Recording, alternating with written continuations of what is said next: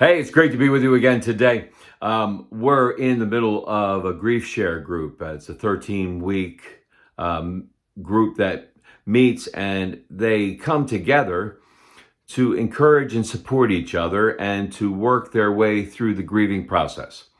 And one of the great things about this group is that sometimes we're all down. You know, there are days when we all get down. You can relate to that, can't you? There are days when you're cool and everything's happening, and then there's other days when, whew, you know, it's a job to get yourself going, and there may be a grieving process. We've lost someone that we love, and we may be in the midst of like, man, I just don't even feel like doing anything today.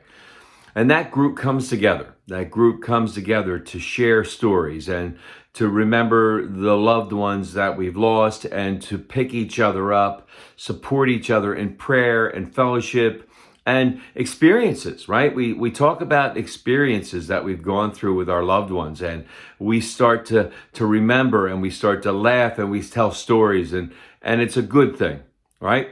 And in the New Testament, there was a guy, his name was really Joseph, but they started to call him Barnabas. And Barnabas means the encourager. And Barnabas became a follower of Christ, and he started to get involved with the church, right? He was from an island off the coast of Italy, and he gets involved in ministry, and he starts to travel with Paul. And they go around, and they're planting churches wherever they go. And one of the great gifts that Barnabas had was that he encouraged Paul. Paul could get down a little bit. Even though he was a follower of Christ, he's the greatest missionary ever, right? He's planted churches all over the known world at that point.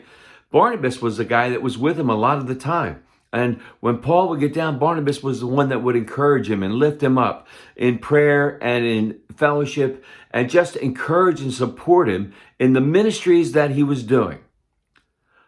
Let me ask you a question. Are you that guy? Are you Barnabas? Are you the encourager? Do you encourage those around you when you see them struggling? Do you lift them up?